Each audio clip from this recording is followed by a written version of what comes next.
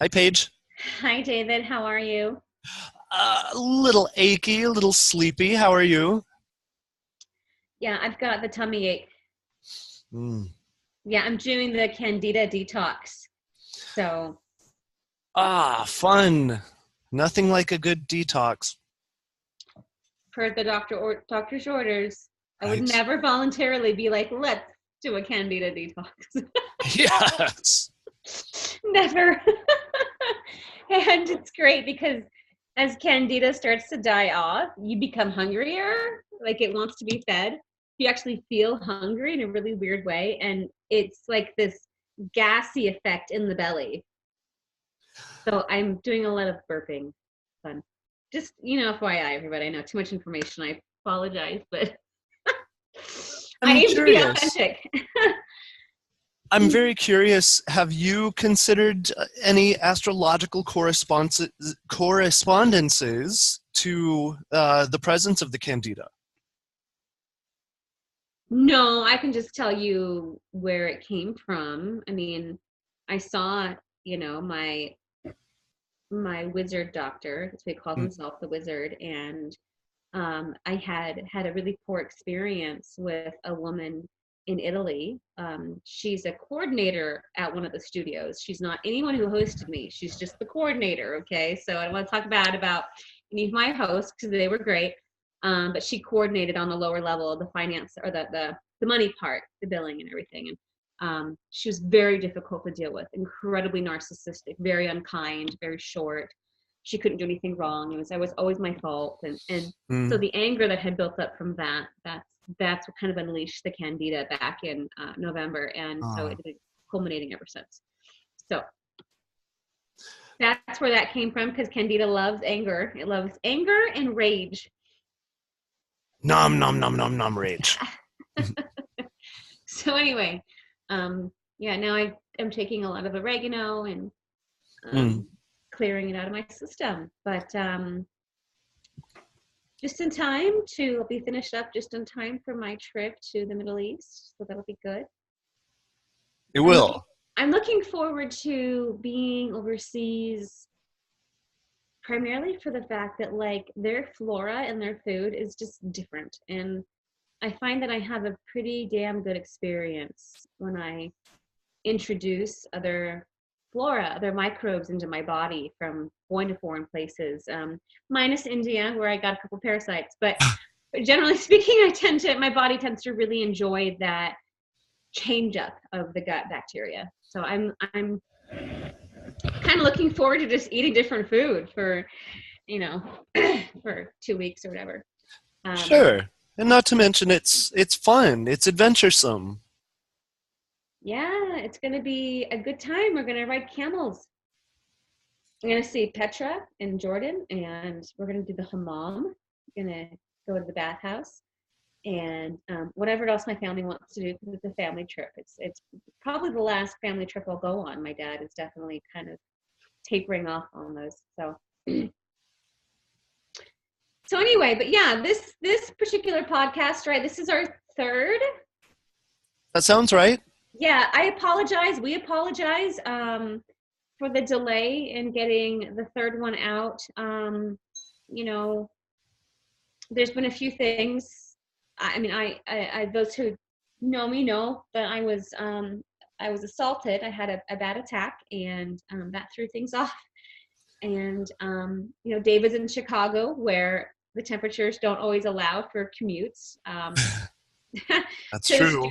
the studio where he does the podcast. So But that's fortunately, it's a nice, balmy 17, positive 17 it's Fahrenheit 17 today. today. That's a lot warmer. It's a lot warmer. Yes. Yeah, 17 degrees. It was 65 here today. Um, You're having these steady 65-degree days that I'm very envious of. yeah.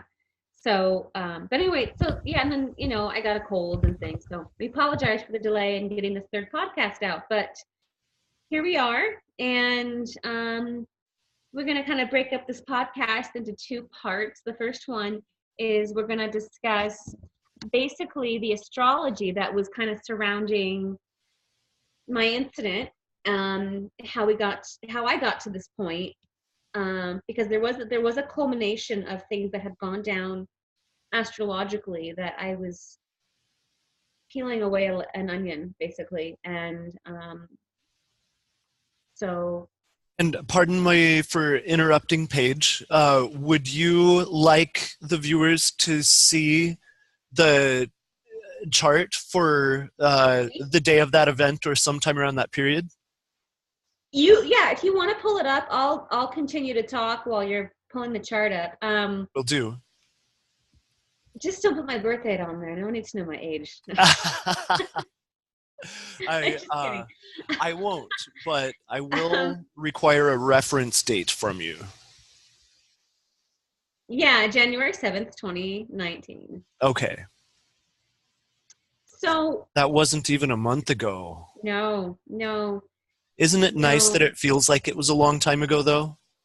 It does, and I have to say that like I really attribute the fact that I got into a spiritual practice when I was 14 years old. Okay, I got into Ashtanga yoga when I was 16 years old. I got into the power of presence when I was 23 years old.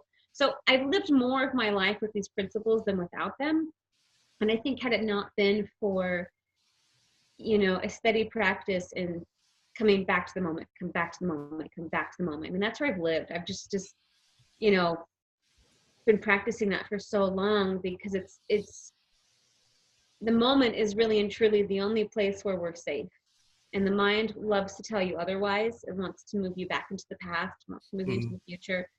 But the truth is that the only place that's actually safe is in the moment, which is ironic considering in the moment on January 7th, I was attacked. And that's, partially what I'll be talking about moving forward is how in that moment, I was very much in control of my mind because that's all I had to control. So I took it and I maintained that presence there. And Mm. just like I had said to you, David, I came across a passage in the Tao of Physics that talked about a certain Zen meditation practice, and it was described as when the Japanese warriors go into their sword fights Mm. and they get ready for battle and they're facing death. It's very much this heightened level of awareness that they're in. They're very aware of their surroundings, but they're not moved by them, and they stay very present so that they don't get taken down by their opponent. And when I read that passage the other day, I thought that makes sense. That's where I was, because it really wasn't until after the incident when he had gotten off me, and then I was calling 911, and then I thought, what just happened? Like Mm. then it was in retrospect, what did I just deal with? Because in the moment, I just had to be so present to save myself. And even talking to the therapist, she was like, most people don't have those kind of recognition thoughts during an event Mm. like that. Most people aren't thinking straight at all, actually. And I said, well, I picked up on some subtle things before the event went down that seemed off to me. And so I was very aware that something was off from the very beginning. And I just stayed in that place And to if I can interrupt for a moment with just a little bit of commentary, even though Understand You is primarily a series of discussions on astrology, we're also very interested in sharing tools from any wisdom traditions that we or our guests have some kind of experience with. So I feel like it's really useful to take a moment to identify some of the subtle differences between the awareness and the intellect. And the language that you're using right now is very helpful in terms of identifying what some of those differences are. Because in the moment, you were feeling, you were noticing, you were having responses, and there wasn't this analytical data processing procedure that was going on. It was No. that came in after, Yeah, yeah, yeah. along with the ego, along with the ego's narratives and the backstory, and then the fear hit. When in the moment when you were actually present, you had a certain immunity to that particular dimension of the human experience. Yeah. I definitely I definitely found myself, I mean, I even said to myself, you need to stay present. You need to stay present, even as he was hitting me. Because I knew that if I checked out even a little bit, that I could be in serious trouble. Um, Mm. During the moment as well as after the moment, because the thing that people don't realize is, we are always taking in information from our environments. I forget the actual statistic, but it's something like, I think, 80,000 bits of information at any given moment, but we're only cognitively processing about 2,000 bits of those information. Mm. So what happens is the rest gets stored in the subconscious. So the less present we are, the more that goes into the subconscious body and the less that goes to the conscious mind. And knowing this, I was like, no, I am not going to let this sink in. I know better. I know how these things work. And so, I was very acutely aware. But like I said, from the very beginning, everything felt very off. So I was suspicious. I was very suspicious, and I was taking in a lot of information from what was happening, because I needed to make as much sense of things as possible. And I had a thought at one point, like, I'm running from this man, like, I'm running from him, like. Mm. When I'm running, I was like, I'm running from him. Like, that didn't make sense to me, but it was like, that's what I had to do. I had to run. um, so, but it really, like I said, it wasn't until after the fact where I was like the upset kicked in, and I was like, I need to be really upset. Like, I almost got killed. Like, that's where I was like, wait a minute, and then it hit me, the reality of what I had just endured. But in the moment, my only objective was to just get to safety. That was it. And I couldn't not be aware of what was happening, because, like, even when I dialed 911, like, I was being hit. Like, the mother was restraining me and he was hitting me, and I reached into my purse and I thought, I need to dial 911. He can't see that. He can't see that because he'll take my phone. So I dialed 911 and put the phone by my side so they wouldn't take it. And the mother tried to reach out of my hand, and I put it down by my side and I elbowed her to get her off me. But yeah, but um, but yeah, I mean, and I'm thinking, of course, everyone's this aware, of course. But when I talk to the therapist, she's like, no, it's not normal awareness at all. At all, at all. Most people, the adrenaline kicks in, the brain goes foggy, and they don't know how to maneuver, and things get worse as a result. But even when he first started in, my first thought was, I need to snap him back to reality because he's not present. Mm. And so that was my first goal, was to try and wake him up from the psychosis. Didn't work. And then I thought, okay, plan B, we need to play along. You need to get out of here safely. And that's what I did. I just played along until I ran. And then he ran after me. And then he ran after me. But anyway, yeah, I've been doing a tremendous amount of processing and dialoguing and just clearing it through, because yeah, I didn't get to this point in my life to have this impact me now and change things. I'm going to continue to move forward. So, but my astrology, whoo, yeah, was clearly playing a role. So, You got my chart? shall I share it? Sure. Okay.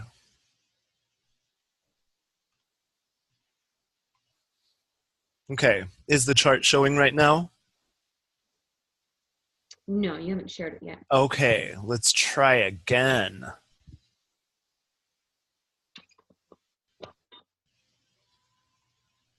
Now? Mm-hmm. Okay.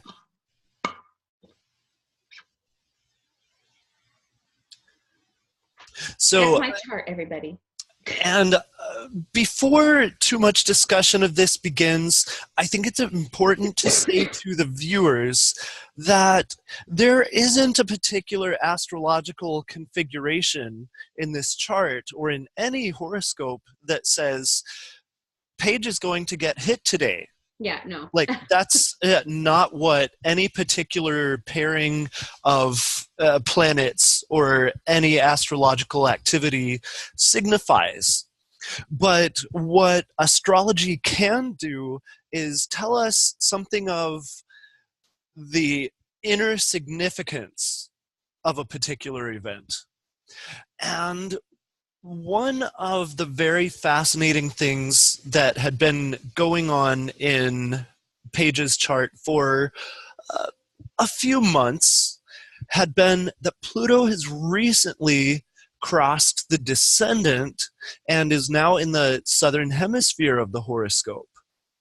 So one of the things that can signify, just one of the things, and we're starting this very basic before we start getting specific, is that while Pluto, uh, which started here where my cursor is at the point of birth, and has taken some number of years to travel this far to its current position in the zodiac, what it signifies in its placement in Paige's chart is that through these years, the Plutonian process, which is a process of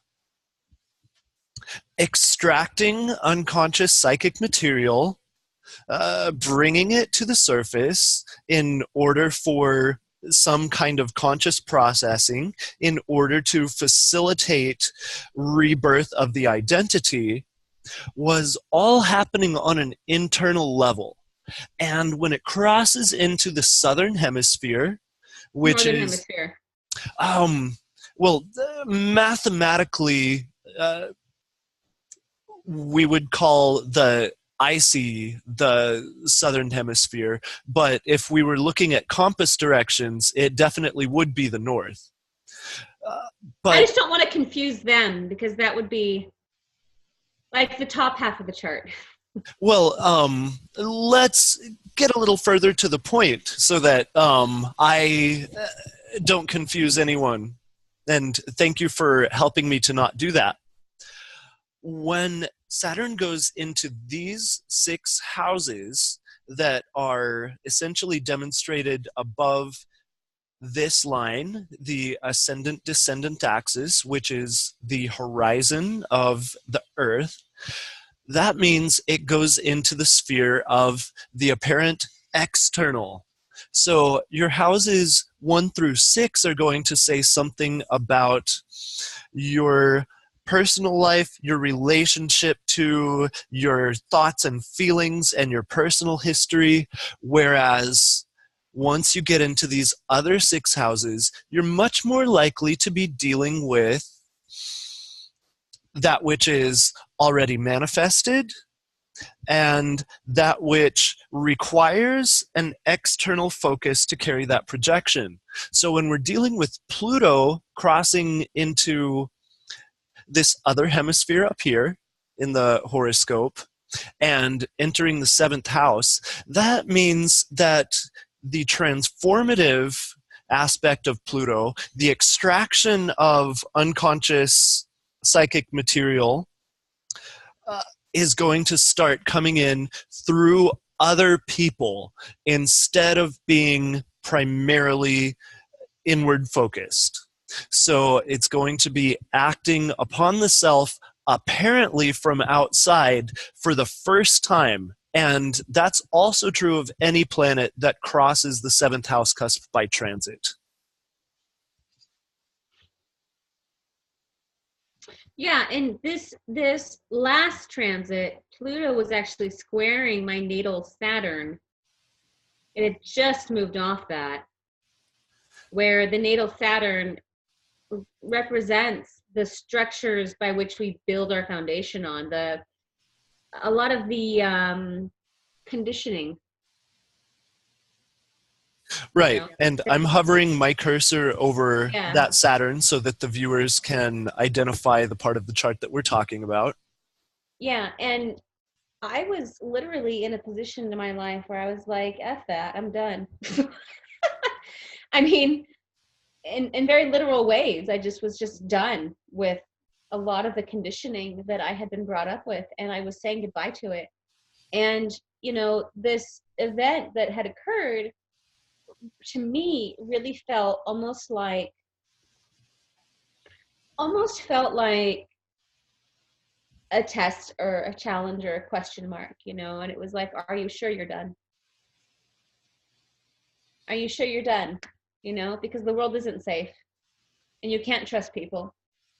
And look what happens if you let your guard down.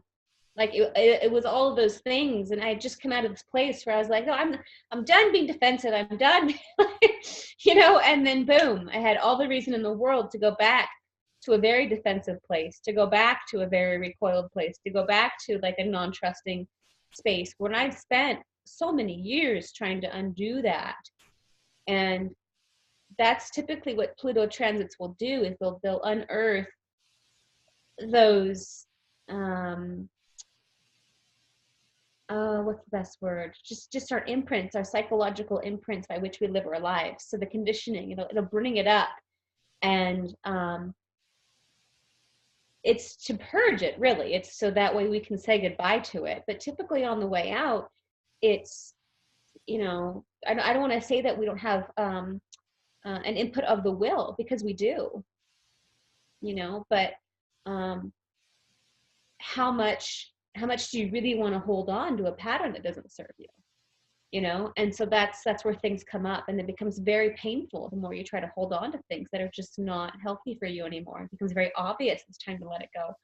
And yeah, it's unfortunate, but I've never really been through a transition where it didn't come with like that event that just said, are you sure?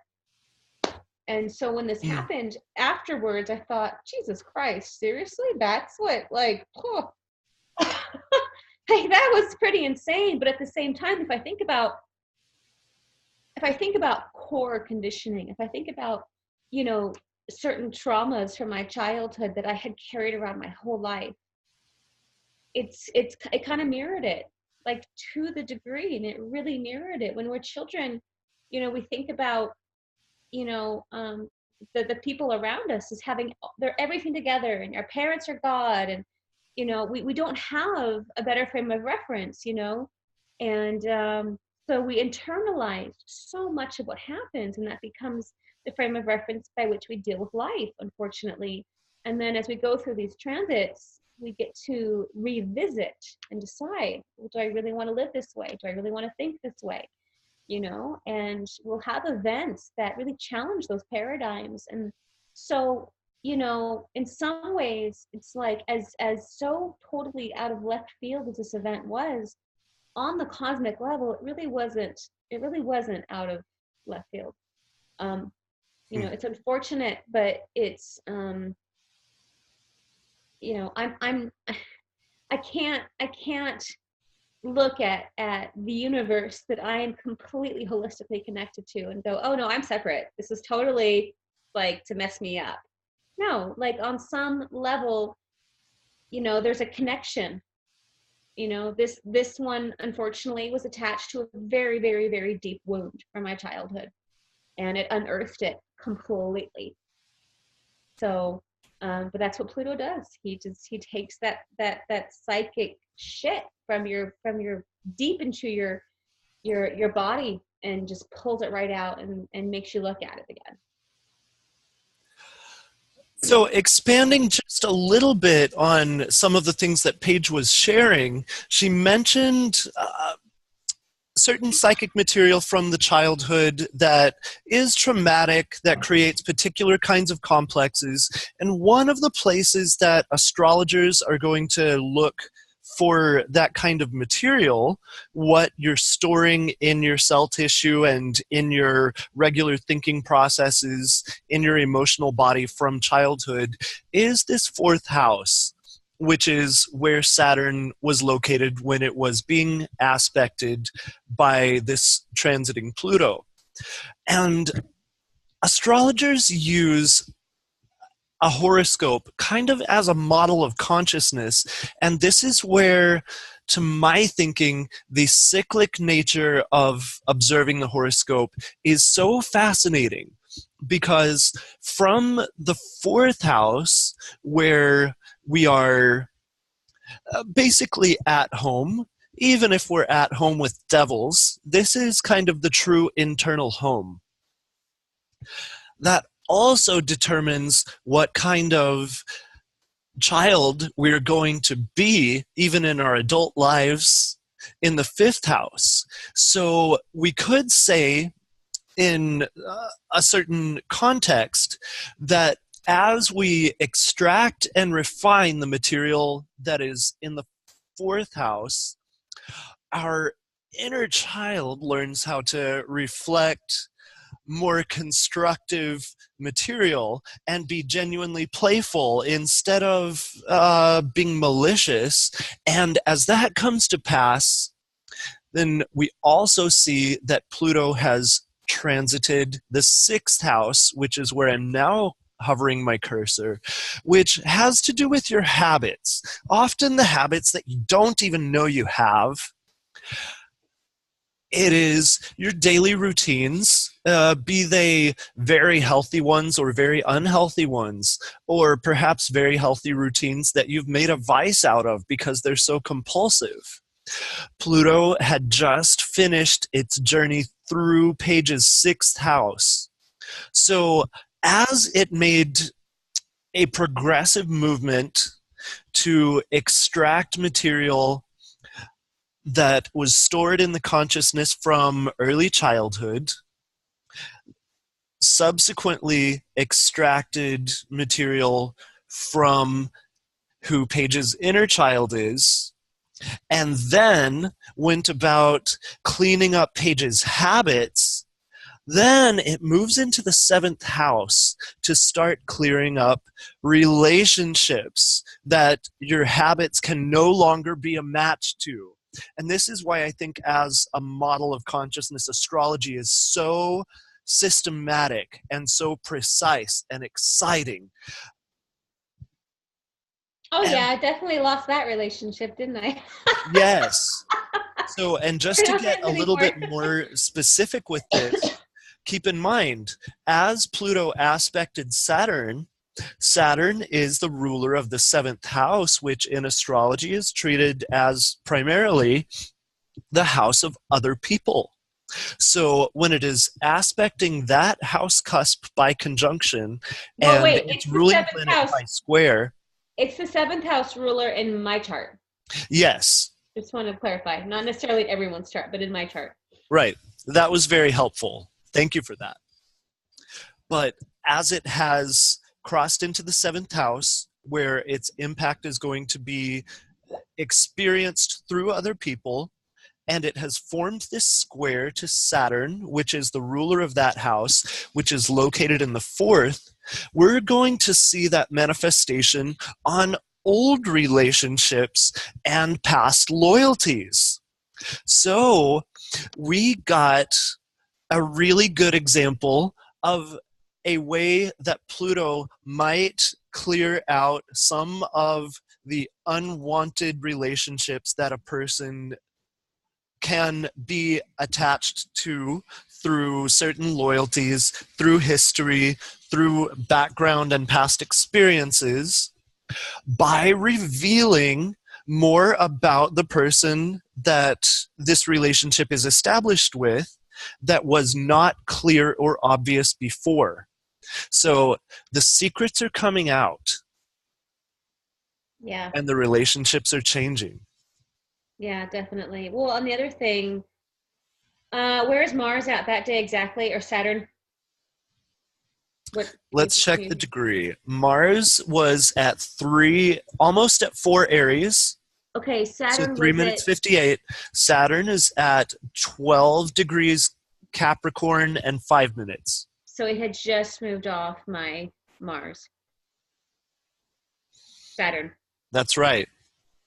which, yeah, that's an interesting aspect in itself because Saturn is basically trailing Pluto, although he's going to pass him up real quickly here. So Saturn's trailing Pluto, hovering over my descendant right now. But at that time, Saturn was making an exact square to my Mars, my natal Mars. And going into it, I was like, I'm just tired, David. I'm just tired. I think Saturn is just really slowing down my Mars because, I've got a great Yeah. relationship to Mars being in Aries, and I have a strong potency for direction and forward movement. And I just felt so drained and like not ambitious at all. And I didn't know if I was going to experience anything else with that particular transit. And it was just barely moving off. And I was like, okay, whatever. And then, boom, I had the assault. The Saturn square Mars can bring on violence. And You came across an interesting article that talked very specifically about that too. I may need you to remind me what that article was because it doesn't come to mind right away. But The tendency towards aggression.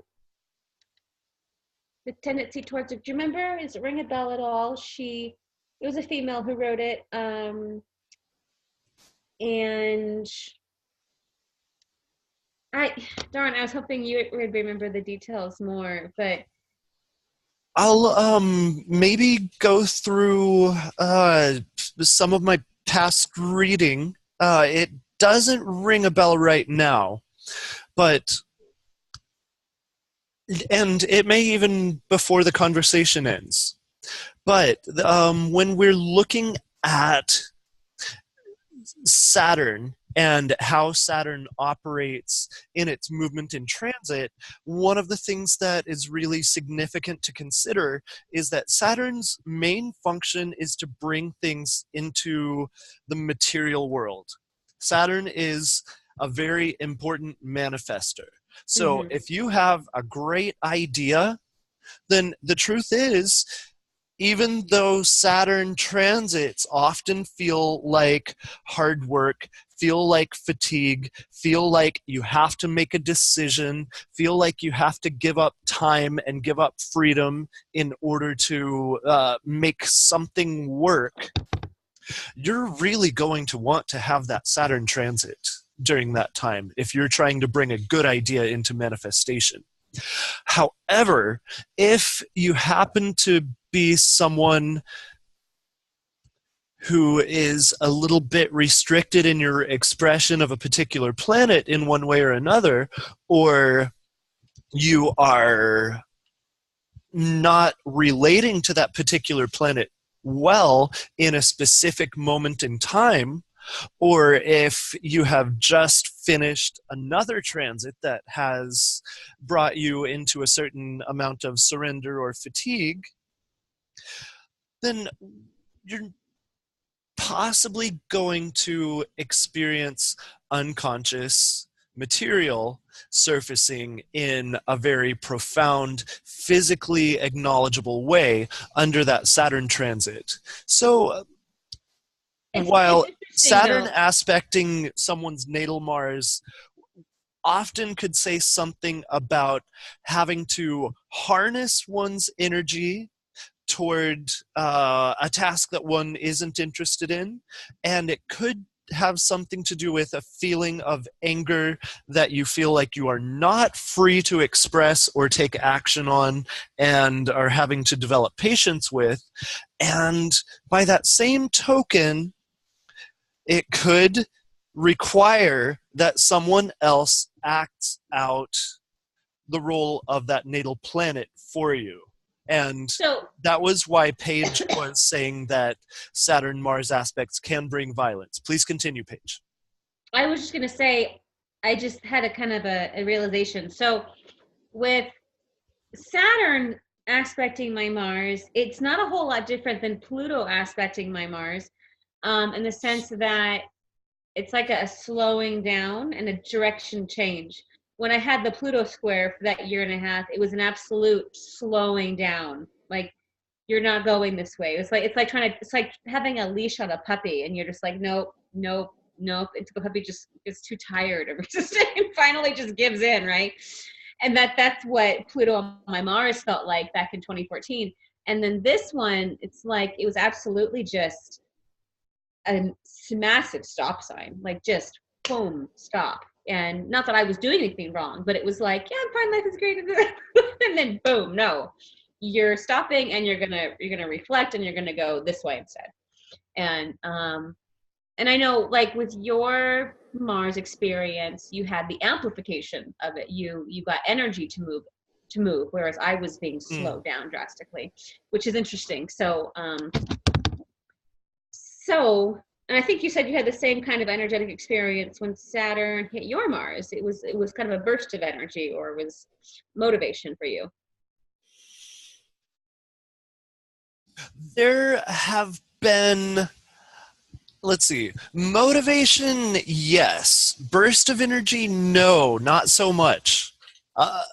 But and even with the square of Pluto to my Mars, that was not necessarily a burst of energy as much as a sense of determination to survive after a very unwanted experience, and a willingness to go to great lengths to ensure that survival would be what occurred.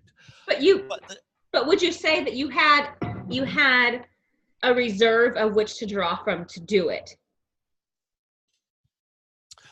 at the time, I'm going to have to put myself back in that psychic space to really recall that. And I'm willing to go there.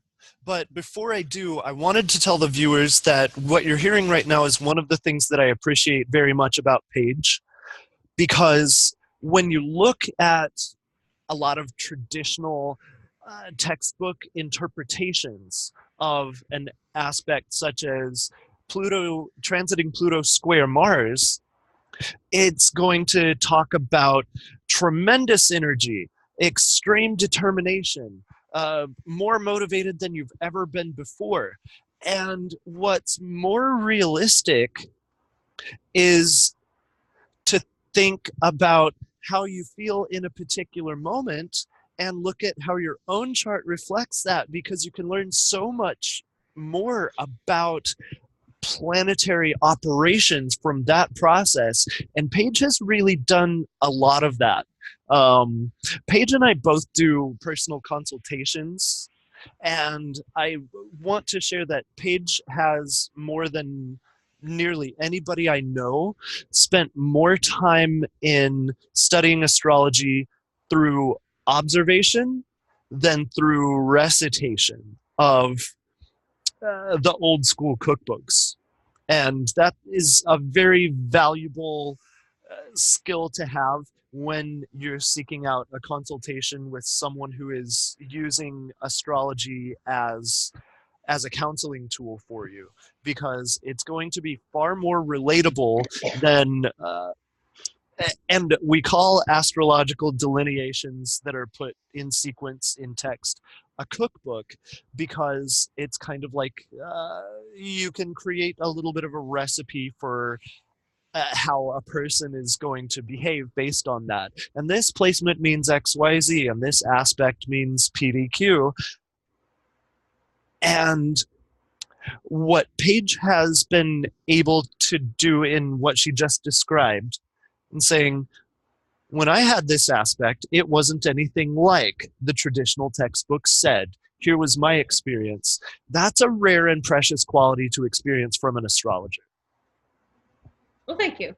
Yeah, well, I mean, I'm trying to find the alignment, and if it's not there, it's not there. But then you have to look at the planet and go, well, but it's not all power either. Pluto is, when the lights go off, no power. It's complete impotency. So, and that's what I experienced, was the loss of power. And it was because my Mars is so supercharged natally that the only way to get me to change directions was to slow down. You know what I mean? I couldn't see that I needed to go left. I was like, no, this way, this way, this way, this way. So unfortunately, that was the experience that I had to have.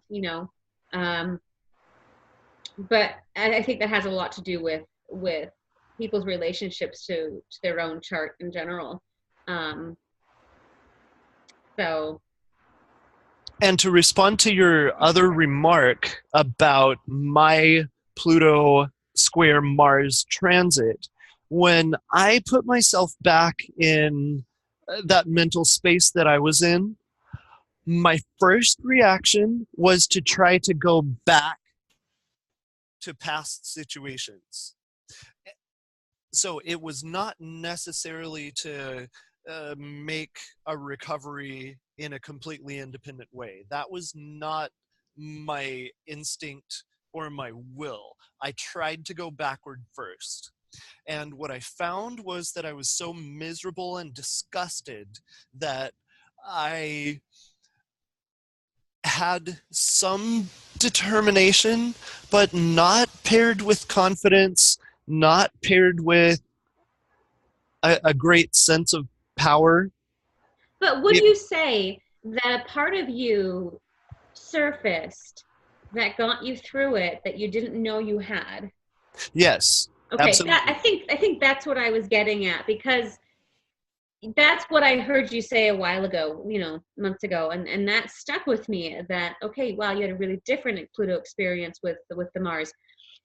And I just want to add, when Pluto hit my Mars, that's when my masculine modality was just killed. My ability to just pummel through life like a go-getter type A person was just annihilated. I was no longer able to operate from that place, and I haven't been able to ever since. And it was so funny because even today, like when I was on my way to the bank, I was like, man, it's 2 o'clock and I'm finally running errands. There was a time when I would have had these done by 9 a.m. Like that part of me is so gone. And as a result of that transit is where I was really kind of born into the divine feminine energy, and how powerful it is to be present, how powerful it is to, I've been practicing presence, but I really, really refined it after that. And just how powerful it is to come from a space of allowing, receiving, as opposed to reaching for, getting, pushing. Like all of that masculine energy that I had found so useful was done. And I haven't been able to go back to it since. So And yeah. by the way, am I still sharing this chart right now? Yeah, that's fine. Okay. Um, I was just asking if I was still sharing because I wanted to point out something very relevant. What may have been something to consider in terms of becoming more awake to a feminine modality is that you had the Pluto trine to the natal moon right before you had the square to Mars. And in the kind of symbolic language that my thought process is wont to describe, one of the things that would indicate is that Pluto and the natal moon and the instincts, the relationship to the body, etc., were having a positive uh, interchange and dialogue with Pluto. So there would have been some kind of awakening, cleaning up, a little bit of a push into a deeper state of ownership of those qualities. And in order to complete that process, it had to break down the masculine modality a little bit, but you already had a new awakening of the feminine modality to lean on as an, if nothing else, an adequate substitute. yeah, Pluto square my Mars, I had like a year and a half sitting practice. And it was like, okay, I can't change anything in my physical reality. I can't force anything to happen. So we're going to sit here and we're going to practice gratitude, and we're going to practice Santosha, and that's where I live. That I mean, talk about being forced to submit.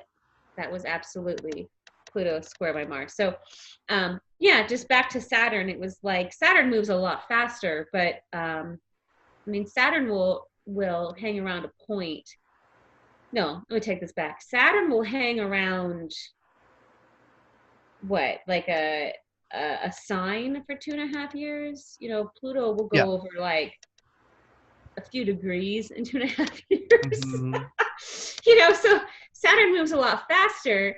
Um, It's on but my favorite degrees right now. yeah, but because it's faster, the faster it moves, the more amplified and harder a hit can be.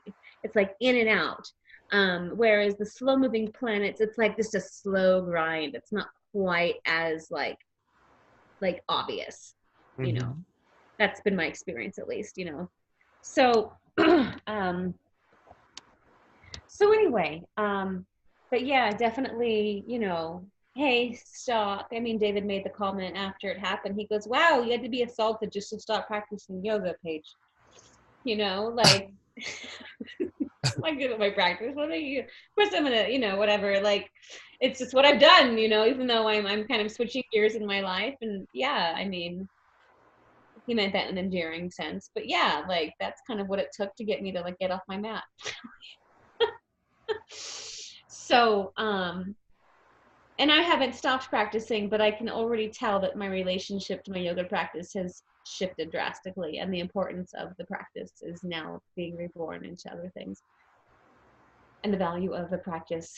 So that's the other side of an event. That's the other side of a transit. You know, there's the emptying out and the filling up, and the taking away and putting back, and you know, the death and the rebirth, and you know, the responsibility and the reward. You know, there's always two parts to it. It's never just one, you Now, know. considering that, also integrating the idea of the yoga practice, I'm going to go back to this share for just a moment. For anyone who doesn't know, yoga had been a really significant area of study and lifestyle for Paige for a very long time. And as Pluto had completed that trine to the moon, which is located in the 11th house in this chart. And I like to use the Porphyry house system. Paige likes Placidus. In reality, nobody really knows if one house system is better than another. There are just some that make more sense to one astrologer than to another, or are a personal preference. What But would you whatever compare the a case, house system to? say that again. What would you, for people who have no idea what you're talking about, what would you compare a house system to? I would compare the house system to the zodiac itself. Because if you are looking at the zodiac as a series of images that are in outer space that are reflected by this wheel and are essentially far removed from the earth and therefore uh, are not necessarily going to be tangible except as modes of expression, then the house system would be essentially the identical components of that zodiac put in the Earth's sphere, in areas of life that you can actually measure and observe and record data on, which is really helpful for anyone who's interested in looking at astrology from an empirical perspective. That's not my interest with astrology. I think the Gaquelins did that just fine. But what we were talking about, though, over here in the 11th house, you see the groups that one person is likely to deal with. You see essentially who a person's peers are. And as Pluto made a 120-degree aspect to the moon some years ago. You started to probably see some of that, let's say, a rift had begun to appear in the Ashtanga community. Yeah? And which year? Let's let me go to the ephemeris and get you a year. I'll find out right now.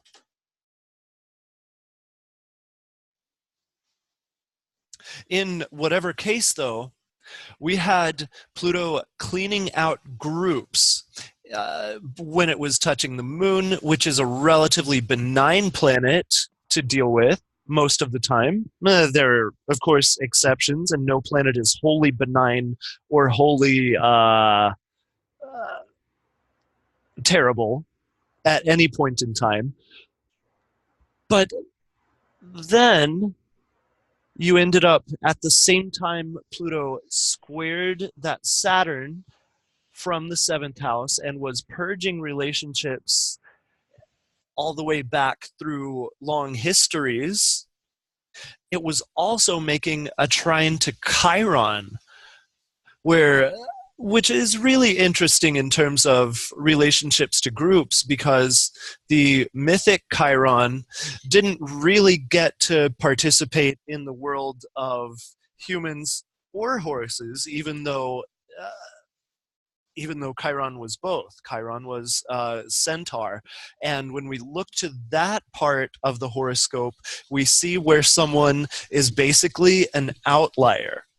And that trine, the fact that Pluto was trining Chiron uh, and has been approaching this trine for a while and has recently reached exactitude at the time of your assault that would prevent you from even doing the physical practice of yoga after a long build-up in the community developing a certain amount of negativity, a certain amount of hyper-regulation, some tyranny, some rejection and bullying, not specifically focused toward you, but toward the community and practice as a whole. Then when we see this trine, we see a certain ease of accepting this injury that sets you apart even further from a community that you're already separating from in a really active way. Yeah, that's been interesting. I mean, definitely with I think with Sharat, the lineage holder kind of taking some steps. I mean, he'd been in a big feud with his mother for a long time, and that caused a rift, and then changing the list and the whole Me Too movement and people being upset that, Guruji did things, his grandfather, and Sharat's not coming forward to apologize on behalf of it. So there's been just issues in the community in general. And my whole stance had just become that, like, it's a shit show and I don't need to be a part of a shit show. Like, the practice is incredible just in and of itself. We take a teacher away, the practice is beautiful. And so I wanted to separate myself from the hype, from the dogma, from the rules, from whose team are you on. I just didn't give a shit. I mean, sorry to be so blunt. I really just didn't care. My healing has never been dependent on any one person or community or group or thing or anything. And I certainly wasn't going to start now. So, it is what it is. It wouldn't be the first time I've walked away from a community. At 16, I walked away from Mormonism. No problem. And don't miss it. And having that same kind of experience now. But I'm a little more confident this time because I think the community has grown so much since I started in 1996 that there's enough outliers. There's enough people who like the practice but don't like the rules. There's enough people who really just kind of want that healing. They want to make it their own. there's enough of them to pull from that perhaps at some point another community just will blossom on its own. But, you know, this is the process of building communities. And Mm. this is the thing, like, people, it's really popular right now to condemn hierarchies, but the problem is that we are the ones who create them. You know, we decide, we elect someone to go on the pedestal, and then we praise them, and then we get mad that they're looking down on us eventually. So we create these hierarchies. I mean, it's only a matter of time before Sharat falls off his pedestal. You know, the same. There's a meme that said the same crowd that will applaud your coronation will also applaud your beheading, because people like a show. And Mm. it really just is a matter of time before the hype isn't about how great he is, but about how horrible he is. And this is why, as a teacher, I always bring my students back to themselves. Like, but where are you? How are you relating to you? What is your decision? What is your, because, you know, you're going to outgrow systems, you're going to outgrow teachers. And if you're going to be loyal to anyone, it should be yourself, in that healing spiritual process. Because if that's your, at the end of the day, you are who you got. People will absolutely let you down. It's not if, it's when. So Definitely. And we're looking ahead to a conjunction of the planet Saturn with the planet Pluto in oh yeah, Capricorn in less than 1 year now. about a And year, but yeah. right, yeah, it's a year minus a week or two. And we're going to see probably some, actually not probably, we're absolutely going to see an even greater exaggeration of the dynamic that Paige was just describing. Because Saturn represents structures, it represents that which is already rooted in tradition. Pluto represents a shift in power. It represents ultimate power. It represents the drive for survival of the species, not even specifically the survival of an individual, although that also is relevant when we're considering Pluto. So when you see these two planets meet by transit, which is they're occupying roughly the same position in the zodiac at the same time, Yeah, they're gonna come up and like crash into each other in the sky, basically, like boom. right? And they're going to be Better doing visual. that in the sign that does represent hierarchy. Yeah. So this rebellion against hierarchies, against authority, against tradition, rules, is going to be very exaggerated in the upcoming time. And see, a transit of this sort doesn't ever really tell us if there's a winner, and if there is a winner, it's not going to tell us who it is, but it does tell us that there's going to be extreme, large social conflict. And the last, now keep in mind that I'm doesn't sitting. have to manifest as a war. It doesn't have to. And wars happen We're already actually in a war, though. uh, in a certain context. I'm saying it doesn't have to manifest as bombs. Right, Looking right, right. historically at Saturn Pluto conjunctions, the most recent one, which is the one that you and I and people that are close to our age, We were mid like a year 30s, old, right? yeah, It was but 80. that was the Cold War. And that was very interesting because that conjunction was happening in Libra, and Libra has to do with places like courtrooms, board tables, conferences, dealing with laws in a very organized and intellectual and detached fashion. The And justice system. pretty much all of the Saturn Pluto conjunctions that had occurred before that were marked by significant wars, including both of the world wars in the previous two Saturn-Pluto conjunctions. And this particular Saturn-Pluto conjunction is more likely to happen in the sphere of politics and the sphere of money. So, could it turn violent? Sure. Does astrology tell us if it's going to turn violent? No, it doesn't. We can speculate, and some astrologers already are speculating. I don't personally care to, but it's going to be really interesting to watch how that does manifest, since you were talking about the rebellion against hierarchies and authorities and the human tendency to put people into power and then chastise them for having power.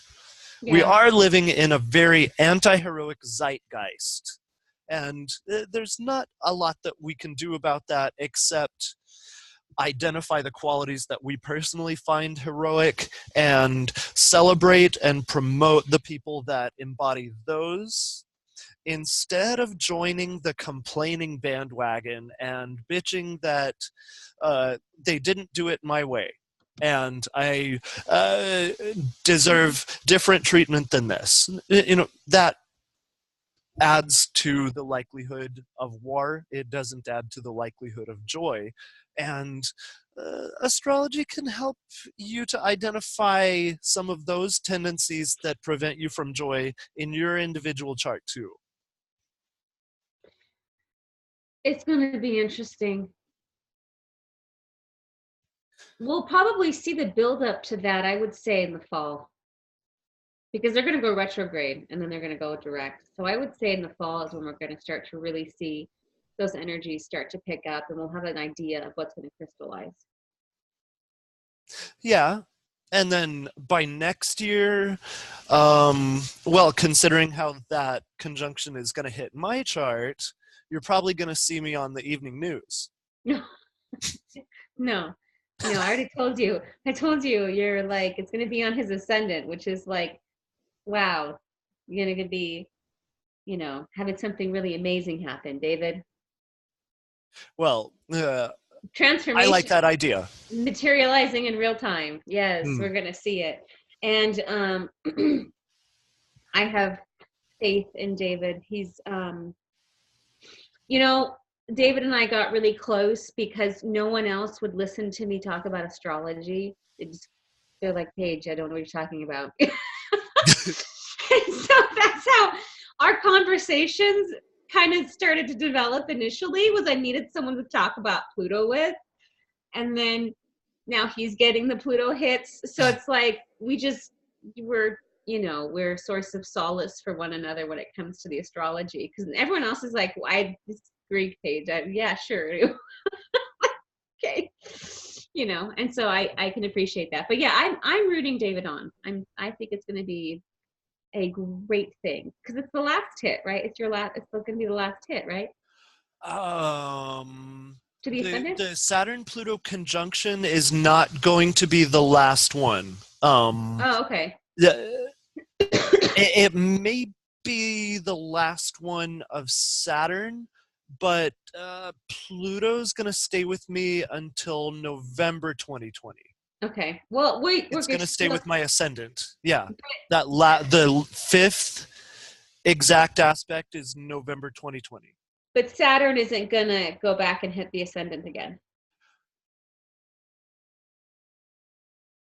Well, if you can entertain the viewers for a moment, I'll check and answer that for you.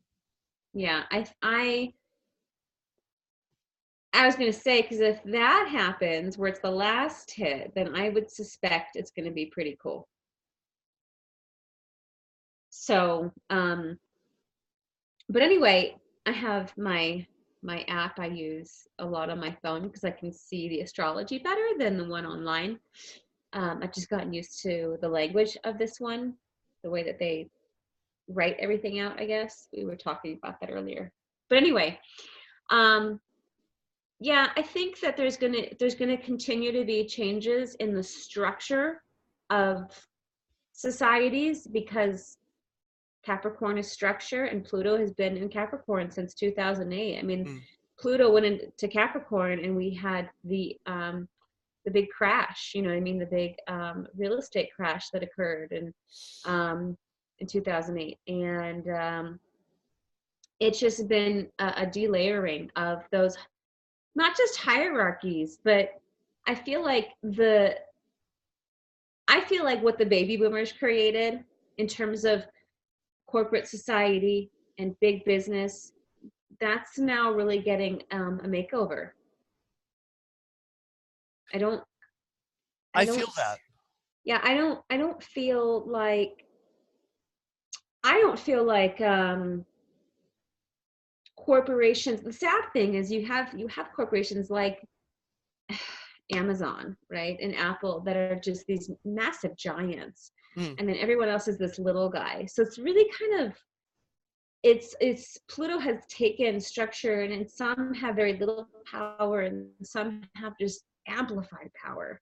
I would like to see a balancing out of that. You know, when Pluto goes into Mm. Aquarius, there'll be some sort of lights out to this whole idea of being able to, I don't know, manage things on a grid. I think it's becoming too much. You know what I mean? I do. But And I would also like to see. I feel like we can look for taxes in Capricorn. And since you mentioned companies like Apple, while I'm not necessarily a proponent of the idea of exceedingly high taxes for big companies, I like the idea of them paying some taxes instead of zero, which is quite common, at least in the USA taxation system, because quite right. often the larger companies get certain immunities from the tax laws that you and I have to follow. And this could just be a very creative fantasy on my part. It may not be any kind of worthwhile astrological prognostication, but I would like to fantasize that around the time of that Saturn Pluto conjunction in Capricorn, which is about a little earlier than right now next year. Oh, and I did look at the ephemeris. That conjunction at 22 Capricorn is the last hit of Saturn to my ascendant until another 30 years or so, because it's going to go all the way on into Aquarius before taking a Nice. retrograde again. But Um, I would very much like to imagine that the tax system becomes a little bit more widely applicable instead of showing the dimension of favoritism that it is wired to display currently. yeah, I mean, I'm not so hip to the taxes beyond a certain point because um I doubt I'll be ever making $1 billion in a company, at some point. But I know it's not as black and white as they like to portray it. One thing I do want to see stop. I am completely against outsourcing to for Hmm. cheaper labor. I am so totally against that. And I'm a capitalist. I am absolutely not into socialism at all. But there that just destroys any opportunity for the homeland to make money.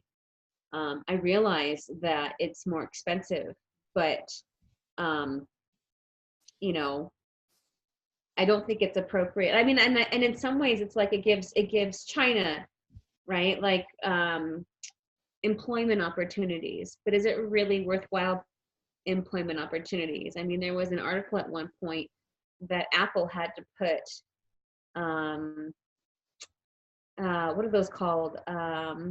Nets outside the windows of their manufacturing facilities because people were committing suicide.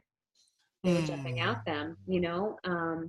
So I would like to see that change. I would like to see that, business come back to the United States more because I don't think it's appropriate to outsource cheap labor. I don't think that we're helping anyone when we do that, really. And if you're going to outsource, then do it in a way that helps the people and doesn't make them want to commit suicide. So, but that's just my 2 cents. I shouldn't say I'm a capitalist. That's probably too strong. But I believe in a free market system, like a pure free market system, not a monopolized, manipulated market system, but a pure free market system where there's honest competition. So I'm not a fan of Amazon. I'm not a fan of Apple. I think they're grossly over size in general. They're just, it's too much. It's just too much. And but I don't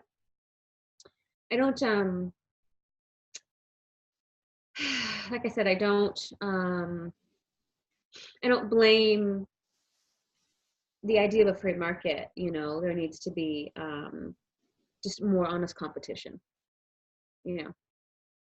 Sure. But but here's the unfortunate. Go ahead. No, I was going to say, here's the unfortunate thing. A lot of times companies go, "Oh, Amazon's willing to buy me for this much. Well, I'll take it." And then and we don't help the situation. We're like, "Yeah, this is our price here. Thanks." And that's how they grow. Unfortunately, people have a price and they're willing to be bought. They're totally willing to sell out. So it's a collective problem. It's not just a problem at the top. It's a collective problem. But anyway, I don't want to get too far into that. But right, I was going to say, now that we have disclosed certain aspects of our respective political ideologies to the viewers, do you think there's anything else astrological that we'd like to share before we close our video recording? Well, what I was going to say, actually, to piggyback on just Pluto and Capricorn right now, you and I had talked about this. So Pluto and Neptune are the only two planets where we don't have a return. If you live to be 84, you're going to have a Uranus return. Okay, it takes 84 years for Uranus to go around the zodiac. It takes Pluto 250 years to go around the zodiac. And one thing that I think is really fascinating is that the United States, as a an entity, is coming upon its Pluto return, which is really interesting. 1776, 250 years ago, we are now in that space, and I think we have the exact Pluto return. I think I looked; it's 2023 when it's exact. And so, I am getting the degree of the USA's natal Pluto right now for us.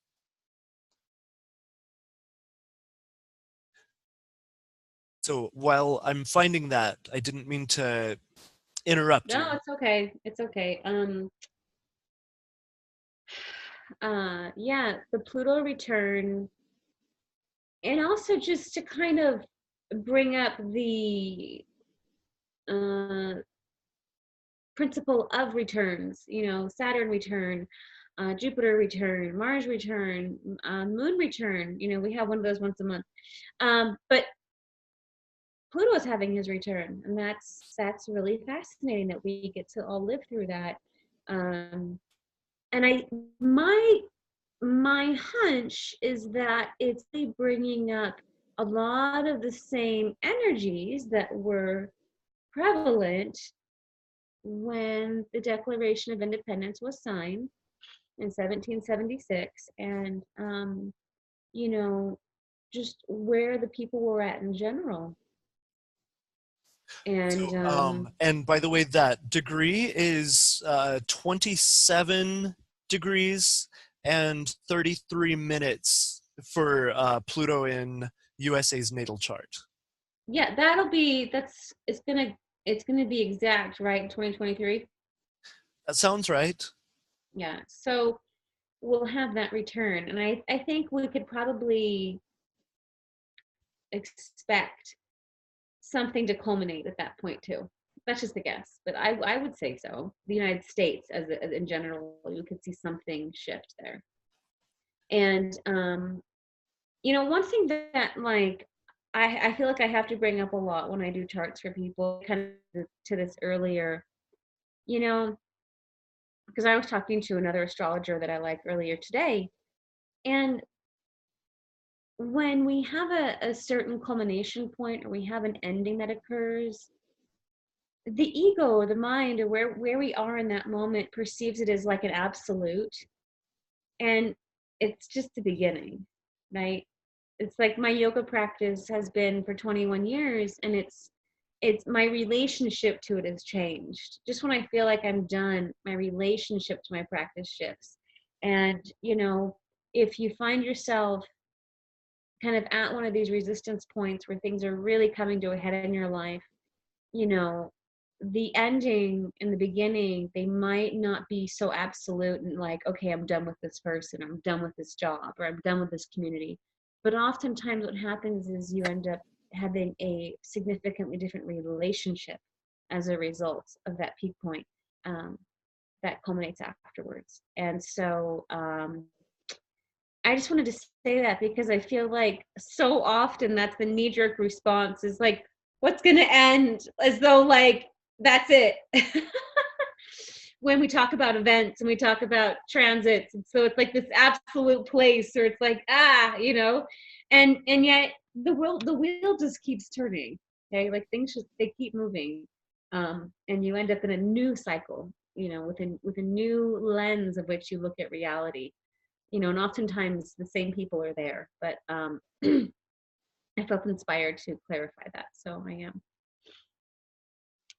Right. And humans love having apocalyptic fantasies. Hmm. We always have. Around the year 1000, there was quite a lot of that. I think in 736, there was a widely known astrological phenomenon in which all of the known planets conjunct, I think, in Pisces, and there were some predictions that uh, God would destroy the earth by flood again around that time. We fantasized about the end once again in the year 2000 with Y2K, which ended up not really being particularly apocalyptic at all. It was a joke, if anything. We had people assuming, based on the Mayan calendar and other historic bodies of time measurement, that 2012 was going to be some major endpoint for the world. And these endpoints just don't seem to manifest in obvious ways, except perhaps as major shifts in collective perception of common ideas. Hmm. And when those common ideas start to be dissolved, there is an end of the world in a particular context. And it doesn't mean that the physical earth is destroyed. It means how we used to think about it has changed. Yeah. Yeah, I'm sure some of those would be like when they discovered that the earth was not flat. Oops. Sorry, flat earthers, but you know. Or when they split open the atom. So some of those kind of aha moments, like, oh wow, there's more to it than we thought. Um, Interesting fact, though, I'm rereading the Tao of Physics just for fun, and it's all very scientific. The Tao of Physics, right? One thing it talks about is the nucleus of an atom. Okay, and this is when it talks about like time and space. I'm a geek. I like these things, all right. But if you were to take an atom, right, it would, and they liken it to the size of the cathedral in Rome, St. Peter's Cathedral in Rome. Okay, so like that's really big. Okay, the nucleus would be a grain of salt in that cathedral. That is the difference, and just how microscopic um, the nucleus of an atom actually is, which is fascinating to me. Did you know that, David? I did not. Yeah, isn't that cool? It's pretty cool. It was amazing. Yeah, the subatomic world is like, wow, it's fascinating. Um, that's where I spend a lot of my time studying so that I can help people really change their paradigms. We get really deep into the subatomic world. So, Anyway, but that's, I think, it for me tonight, David. Well, I would like to invite the listeners to visit us on Facebook. Our Facebook is Understand You Astrology. We are Understand You Astrology on YouTube. You can email us at info@understandyou.com. That is understand-you.com. Y-O-U, not letter U. Hmm.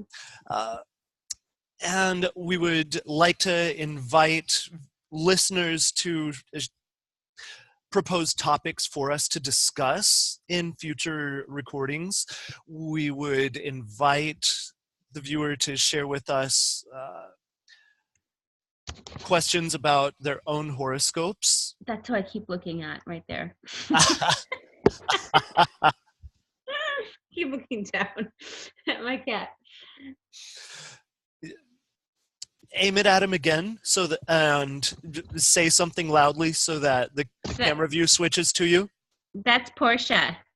Hmm. That's Miss Portia. She is with me. Yep, there she is. So anyway, that's who I kept looking at. Hmm. Right. Hi. It's good to Yeah. have a special friend like that. Oh yeah. I have. And in any case, Paige and I both do personal consultations. Paige is a coach as well. So if you're requiring any kind of coaching, she is someone that you can connect with at the Dharmic Path. Is that just thedharmicpath.com? Mm-hmm. Okay. And I am available for astrological consultations and astrology tutoring for anyone who is interested in learning astrology or deepening your current astrological practice. And I am complete for tonight. Me too. Well, it was fun, Paige. Yes, David. Uh, Thanks everybody for watching, and be well. All right. Bye.